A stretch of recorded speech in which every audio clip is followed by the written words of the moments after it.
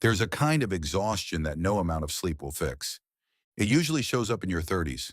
You've done everything right. The job, the relationships, the life everyone said you were supposed to want.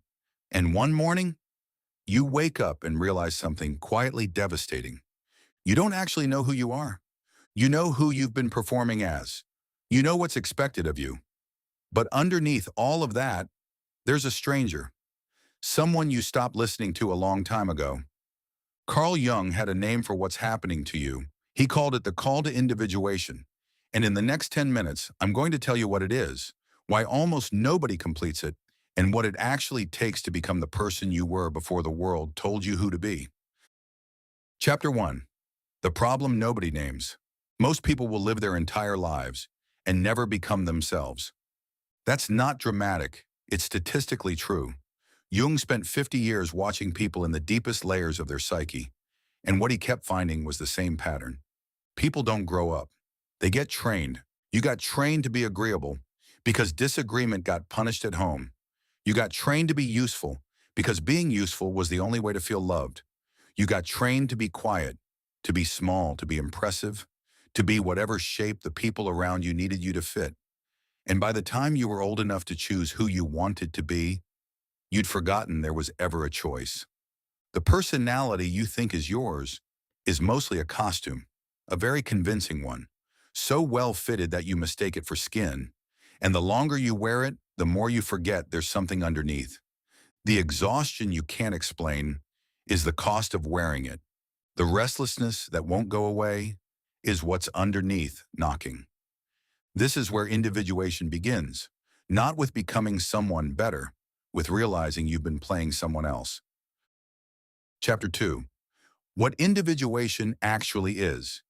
Individuation, in Jung's framework, is the process by which a person becomes a complete, integrated, distinct self. Not a polished version of who they were trained to be.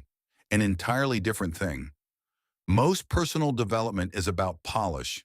Make the existing version of you more efficient, more productive, more marketable. Individuation is the opposite. It's about going back to all the parts of yourself you abandoned and reclaiming them, especially the inconvenient ones. Here's what makes it strange. The thing standing in your way is not laziness. It's that the person you've been performing as has real benefits. That persona got you everything you currently have. Your job, your relationships, your social standing. The version of you that got praised was the version that adapted best to other people's needs. Becoming yourself means risking all of that. This is why most people don't do it. Not because they can't, because the cost of doing it is real, and the cost of not doing it is invisible. The cost of not individuating doesn't show up as a bill. It shows up as a slow leak, a vague depression, a marriage that feels like roommates, a career that pays well and means nothing. The cost of becoming yourself is loud. The cost of not becoming yourself is silent. That's the trap. Chapter 3. When the persona starts to fail. Something starts going wrong. This is usually how individuation begins. Not with a decision, with a malfunction. You're driving home from work and you start crying for no reason. You're at a dinner with friends and you suddenly feel like you're watching the conversation from outside your own body. You wake up at 3 in the morning with a feeling you can't name. Your body knows before your mind does. Jung called this the descent. Every mythology in the world has a version of this moment because every human eventually meets it. The hero leaves the surface world and goes underground, into the place where the things he abandoned live. In modern life, the descent looks more boring than that. It looks like burnout, a divorce you didn't see coming, a panic attack in a parking lot, a slow erosion of the things that used to motivate you, replaced by nothing. The persona is starting to fail. It doesn't feel like good news, it feels like falling apart. But what's actually happening is that the survival strategy has reached its limit, and the deeper self, the part of you that was buried decades ago, is starting to push back up through the cracks. Most people, when this happens, try to fix it. They take the productivity course, they double down, they optimize harder, hoping that if they just polish the persona enough, the discomfort will go away. It won't. It's not supposed to. The discomfort is the messenger. Chapter 4. Meeting the Shadow. You can't become yourself without first meeting the parts of yourself you don't want to know about. Your shadow is everything you've decided is unacceptable. The selfishness you don't admit to, the rage you swallowed, the ambition you called something else because wanting things wasn't allowed, the neediness you trained out of yourself, the desire for power, the desire to be seen. All of that lives in the basement. And here's what nobody tells you. The shadow is not your enemy. The shadow is energy. Every amputated piece of yourself took something with it that you actually need. The person who never lets themselves feel anger is also unable to set boundaries. The person who never lets themselves want power is also unable to advocate for what they deserve. The person who never lets themselves feel envy is also unable to recognize what they actually want from their life. Your shadow is not what's wrong with you. Your shadow is what's missing. The descent isn't a punishment, it's a recovery mission. You're going down to retrieve the parts of yourself that were too dangerous to keep on the surface, because the people you needed couldn't tolerate them, and now as an adult you have to go get them back. This is where most people stop.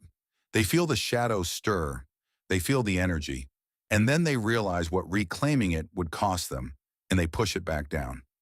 What they're actually doing is choosing to stay smaller. Chapter 5. The False Transformation. I have to warn you about something. There's a version of this process that looks like individuation, but isn't. You start reading Jung. You buy the journal. You change your aesthetic. You start using words like shadow and integration in conversations. You feel like you're doing the thing. But nothing has actually changed. You're still in the same job that drains you. The same relationships where you don't say what you actually think. You've just acquired a more sophisticated vocabulary for describing the prison. This is what Jung called identification with the archetype. You've started identifying with the idea of being someone who individuates instead of actually individuating.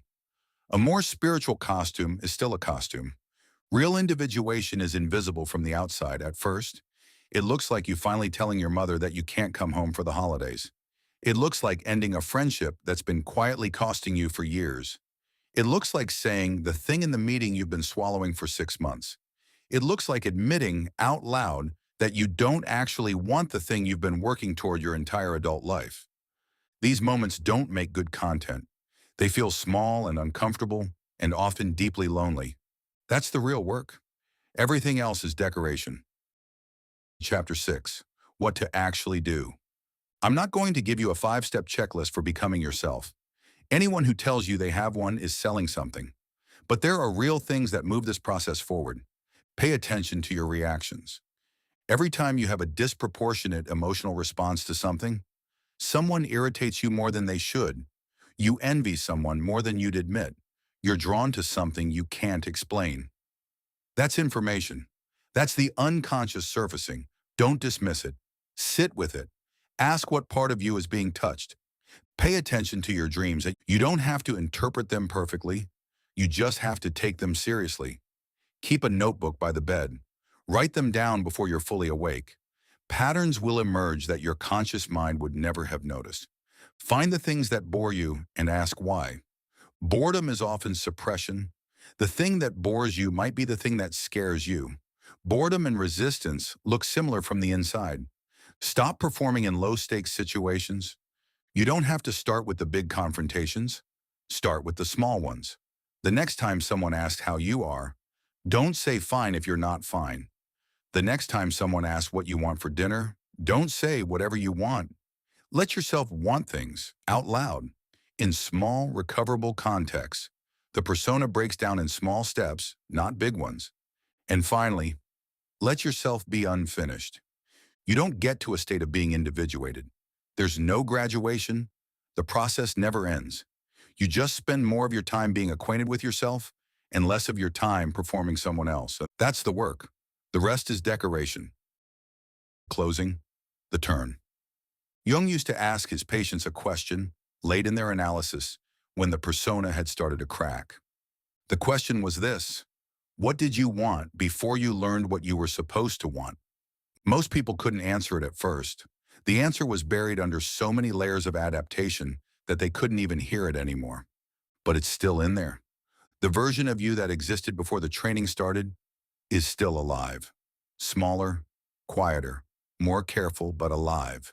And every honest moment you have, every time you reclaim a piece of your shadow, every time you let yourself want something without apologizing for it, you're sending a signal down to that version of you. You're saying, I'm coming back for you. That's individuation, not a self-improvement project, a reunion with the person you were before the world taught you who to be. Most people will never make the trip. The fact that you watch this to the end means you might. If this resonated, subscribe. There's more where this came from. And let me know in the comments, what part of you have you been performing past that's been trying to get your attention? I'll see you in the next one.